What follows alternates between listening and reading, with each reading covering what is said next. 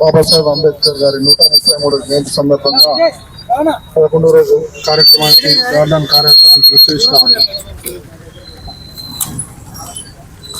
పిండిగా రవీందర్ కూడా అంబేద్కర్ విగ్రహానికి పూలమాల అలంకరించగా కోరుతున్నాం.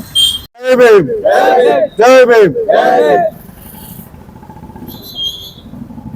ఓకే, ఈరోజు కార్యక్రమానికి విచ్చేసిన బిఎస్ఐ మాలమానాడు ఎస్ఎస్డి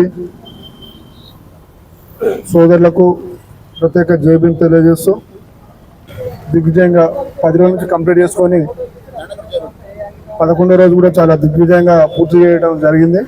అంబేద్కర్ గారి ఆశయాలను జై భీమ్, జై భీమ్, జై భీమ్. ఈరోజు మరొక మహనీయుని యొక్క జయంతి అనేది రావడం జరిగింది. ఏంటంటే జ్యోతిరావు పూలే గారి యొక్క జయంతి కార్యక్రమాన్ని కూడా మనం నిర్వహించుకుంటున్నాం. ఈ యొక్క వారోత్సవాల్లో భాగంగా కూడా అంటే ఈ నెలలో చూసుకున్నట్లయితే ఈ 15 రోజులు మనం పెట్టుకున్నటువంటి కార్యక్రమాలు చూసుకున్నట్లయితే అంటే నిరంతరం సాగుతున్నటువంటి కార్యక్రమాల్లో భాగంగా చూసుకున్నట్లయితే మహనీయుల వారోత్సవాలు జరుపుకుంటున్నాం. అంటే మహనీయులను స్మరించుకుంటూ అంటే ఎప్పటి వరకు ఏప్రిల్ 14 వరకు మనం ఇదే కార్యక్రమాన్ని నడిపెట్టుకుంటాం అనేది చాలా గొప్ప కార్యక్రమంగా తెలియజేస్తున్నాం. ఈ యొక్క నాకు అవకాశం ఇచ్చినటువంటి పెద్దలందరికీ జై భీమ్ తెలియజేసుకుంటాం. మహాత్మా జ్యోతిబా పూలే మనకు గురుతుల్యులు. వారు 1889వ సంవత్సరంలో పరమపదించడం జరిగింది. వారి మరణం తర్వాత ఒక సంవత్సరం తర్వాత 1891లో అంబేద్కర్ గారి జననం జరిగింది. అంటే మహాత్మా జ్యోతిబా పూలే యొక్క ప్రభావం టోటల్ అంబేద్కర్ గారి కుటుంబం మీద ఈ ప్రభావం పడడం వల్ల ఆ కుటుంబమే ఒక త్యాగమైనటువంటి కుటుంబంగా ఇలా చెప్పుకోవచ్చు. వాళ్ళ నాన్నగారు మహాత్మా జ్యోతిరావు పూలే గారి అడుగుజాడల్లో నడిచినటువంటి వ్యక్తి. ఆయన మాలి కులస్తులు. యాక్చువల్గా వారు తన జీవితాన్ని మొత్తం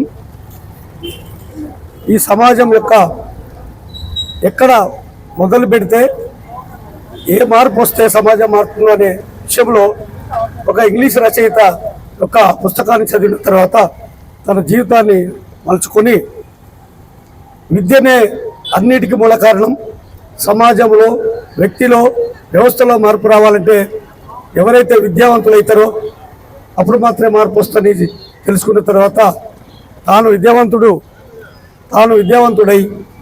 తన భార్యకు కూడా విద్యను నేర్పి ఓనమాలు ఎద్దించి తాను తన భార్య, ఆనాడు బ్రాహ్మణులకు తప్ప బ్రాహ్మణేతలకు ఎవరు కూడా చదువుకునే హక్కు లేదు. ఏదైతే జరుగుతుందో దానికి భిన్నంగా మరి ఆలోచన చేసి ఈ సమాజాన్ని మార్చాలనేటువంటి ఒక ఉద్దేశంతో జ్యోతిరావు పూలే గారు కంకణం కట్టుకొని సతీ సహగమనాన్ని వ్యతిరేకించినటువంటి మొట్టమొదటి వ్యక్తి సమాజోద్ధారకుడు జ్యోతిరావు పూలే గారు. ఆనాటి కాలంలో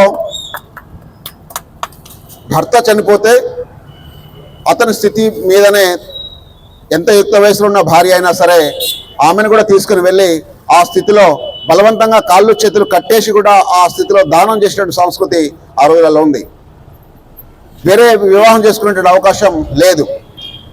అలాంటి సంస్కృతికి విరుద్ధంగా పోరాటం చేసి చదువుకొని మహిళలను చైతన్యవంతులు చేసి తన భార్యను చదివించుకొని అందరికీ కూడా పునర్వివాహాలు చేసేటువంటి పద్ధతిని తీసుకొచ్చింది ఎవరు అంటే భారతదేశంలో మొట్టమొదట మహాత్మా జ్యోతిరావు పూలే గారు. అందుకే వీరిని సంఘ సంస్కర్త, సమాజోద్ధారకుడు మహాత్మా జ్యోతిరావు పూలే గారు.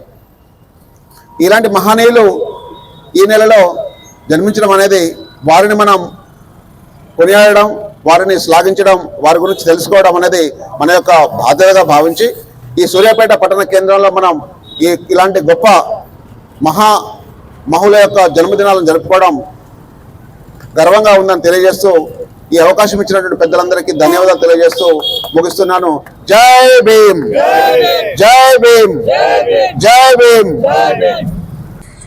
ఈ కార్యక్రమాన్ని ఉద్దేశించి పిఎస్ఐ అధ్యక్షులు గట్టుగోల్ గారు. అందరికీ జై భీమ్.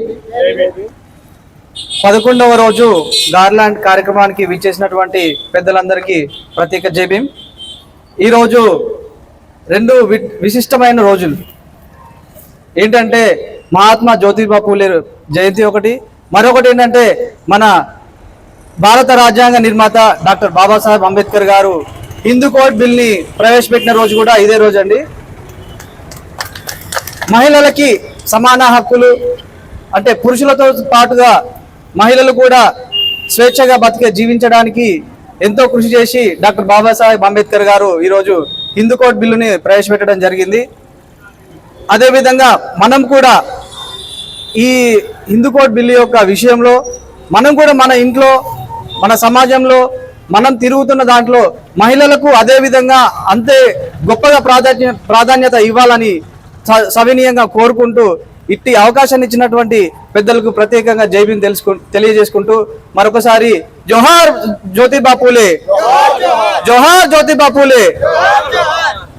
Thank you. భారతీయ భీమసేన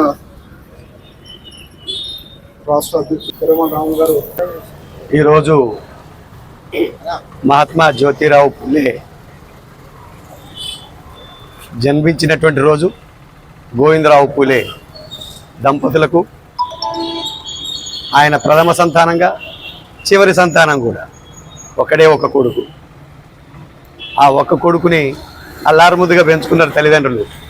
కానీ వీళ్ళ సంస్కృతిది ఏమో కానీ వీళ్ళ జన్మ నక్షత్రం ఏమో కానీ సమాజం కోసం పుట్టిన వాళ్ళే వీళ్ళు తప్ప వాళ్ళ కుటుంబాన్ని ఉద్ధరించడానికి మాత్రం పుట్టిన వాళ్ళు గారు. అందుకనే గోవిందరావు ఏం చేస్తారంటే కనీసం ఇంటి నుంచి బయటకు వెళ్ళగొడితే బయట ఉండైనా మాకు కళ్ళారా చూసుకోవడానికి అవకాశం ఉండదు. ఇంటి నుంచి బయటకు వెళ్ళగొడితే ఆయన ముస్లింల ఇంట్లో చేరి మహిళా ఇంట్లో చేరి మహిళా తల్లి ఆమె ఫాతిమా బేగం ఇంట్లో షెల్టర్ తీసుకొని అక్కడి నుంచి ప్రారంభించాడు. ఒక స్కూల్తో ప్రారంభమైనటువంటి ఆయన యుద్ధం 48లో ప్రారంభించిన ఆయన యుద్ధం 10 సంవత్సరాల లోపే 28 స్కూళ్లకు స్థాపించే విస్తరించబడ్డది. అదే సమయంలో ఆయన మున్సిపల్ కౌన్సిలర్గా కూడా ఎన్నిక కాబడ్డాడు. ఆ కౌన్సిలర్గా ఎన్నికైన తర్వాత కౌన్సిలింగ్లో తీర్మానం పెట్టించాడు. స్లమ్ ఏరియాలో ఇవాళ మనం స్లమ్ అని ఏదైతే ప్రాంతం చెబుతున్నామో ఆ స్లమ్ ఏరియాలో చదువు లేని బలహీన వర్గాల వారికి అస్పృశ్యులకు పాఠశాలలు ఏర్పాటు చేయాలని చెప్పి స్వచ్ఛందంగా ఆయన ఏర్పాటు చేస్తున్నప్పుడు బ్రిటిష్ ప్రభుత్వాన్ని నిలదీయడం జరిగింది. ఆయన ఒక కౌన్సిలింగ్ సమావేశంలో మీరు ఈ దేశానికి వచ్చిన తర్వాత మా అభివృద్ధిని కోరినటువంటి వాళ్ళు గారు, మా అభివృద్ధి కోరుకున్న వాళ్ళు అయితే మా పిల్లలు చదివించండి, మాకు జ్ఞానం ఇవ్వండి, మాకు అన్ని రంగాల్లో అవకాశం కల్పించండి, అప్పుడు మాత్రమే మేము అభివృద్ధి కావడానికి ఆస్కారం ఉంటుందంటే ఆ రోజున చదువుకున్న వాళ్ళంతా బ్రాహ్మణులే. పంతులు ఎవరు కూడా ఎస్సీ ఎస్టీ బీసీలు లేరు. ఆ బ్రాహ్మణులు టీచర్లకు ఏర్పడిన తర్వాత ఆ టీచర్లు ఏం చెబుతారంటే టీచర్లుగా వచ్చినటువంటి వాళ్ళు ఈ ఎస్సీ ఎస్టీ పిల్లలకు చదువు చెప్పమని చెప్పి వెళ్ళిపోతారు. ఎంత దౌర్భాగ్యం వచ్చినట్టు వాడు జీతం తీసుకునేది ప్రభుత్వం జీతం, కానీ వాడు ఎస్సీ ఎస్టీ పిల్లలకు చదువు చెప్పమని చెప్పి వెళ్ళిపోతే ఆయన తప్పని పరిస్థితిలో నువ్వు చెప్పని కూడా అవసరం లేదు అని అప్పుడు మహిళా ఫాతిమా బేగం తన ముస్లింలని చైతన్యపరిచి వాళ్ళందరూ కూడా టీచర్లుగా వచ్చేసి పాఠశాలలు మొదలుపెట్టారు. ఆ విషయాన్ని గుర్తుపెట్టుకొని 1888లో మహాత్మా అనే బిరుదు అంకితుడు. భారతదేశంలో మహాత్మా అనే బిరుదు ఎవరికి వచ్చిందా అంటే పూలేకి ఒక్కరికే ఉంది. వాళ్ళు చెప్పుకున్నట్టు ఏ నాయకుడికి లేదు. ఇది రాజకీయ విధానాలు కావు, రాజకీయాల కోసం ప్రయత్నం చేసే విధానం కూడా సరి అయింది కాదు. ఒక గాంధీని మాత్రం దక్కన్ క్రానిక్ ఆ రోజున ఇంగ్లీష్ పేపర్లో ఓ సందర్భంలో మాట్లాడుతున్న క్రమంలో ఆయన ఉద్దేశించి మహాత్మా అని చెప్పి మాత్రమే ప్రకటించారు. అదే మహాత్మా బిరుదు అంకితం అయిపోయింది. వాస్తవికంగా బ్రిటిష్ హయాంలో బ్రిటిష్ సంస్థానం వాళ్ళు వచ్చేసి బరోడా సంస్థానంలో గౌరవంగా ఆయనకు సన్మానించి ఒక 18 సంస్థానాలు వచ్చేసి ఆయనకు సన్మానించి మహాత్మా అనే బిరుదు అంకితం గావించినటువంటి వ్యక్తిని ఈ రోజున మనం స్మరించుకోవడం అంటే మనం నిజంగా దాంట్లో భాగస్వాములమైనటువంటి వ్యక్తి. కానీ మనం ఎంతవరకు ఈ సిద్ధాంతాన్ని ఆచరిస్తున్న దాని మీద మనం ఆత్మాభిమానం చేస్తాం, ఆత్మపరిశీలన చేసుకోవాలి. ఎందుకంటే అది పరిశీలన చేసుకోకపోతే మనం అర్థం లేనటువంటి విధానమే అవుతుంది. ఇవాళ చదువుకున్నటువంటి విద్యార్థులు, యువకులు, చదువుకున్నటువంటి పంతుళ్ళు, టీచర్లు అయినటువంటి వాళ్ళు ముందు తరాల వాళ్ళకి చదువు నేర్పాల్సిన బాధ్యత ఉంది. చదువును మనం స్కూల్లో టీచర్ల వరకే పరిమితం అవుతుంది తప్ప మిగతా ఎక్స్ట్రా క్లాసులు తీసుకొని వాళ్ళకు ప్రత్యేకమైనటువంటి క్లాసులు చెప్పే పరిస్థితులు లేవు. అది దయచేసి ఓ యూనియన్గా వాళ్ళు ఉన్నటువంటి యూనియన్లు చాలా ఉన్నాయి. ఆ యూనియన్లకు అందరికీ కూడా నేను అప్పీల్ చేసేది ఏంటంటే ఈ సందర్భంగా మీ సమయాల్లో 1 గంట మీరు స్కూల్ నుంచి వచ్చిన తర్వాత కానీ స్కూల్ పోయే ముందు కానీ 1 గంట సమయాన్ని SC ST పిల్లలకి 10th ఇంటర్మీడియట్ ఫెయిల్ అయిన, ముఖ్యంగా ఈ 10th ఇంటర్మీడియట్ ఫెయిల్ అయిన పిల్లలే అధికంగా ఉన్నారు. వీళ్ళకు 1 గంట సేపు క్లాస్ ఇవ్వండి. మొదలుగా వాళ్ళు ఫెయిల్ అయ్యేది ఎక్కడంటే ఇంగ్లీష్లో, మ్యాథ్స్లో, సైన్స్లో. ఈ 3 సబ్జెక్టులు కనుక మీరు చెప్పగలిగితే వాళ్ళకి కాస్త ముందు పోవడానికి ఆస్కారం ఉంటుంది. అప్పుడే మనం నిజమైనటువంటి పూలేకు నివాళులు అర్పించిన వాళ్ళం అవుతాం. సోదరులందరికీ ప్రత్యేక జైలు తెలియజేస్తూ కార్యక్రమాన్ని ముగిస్తున్నాం.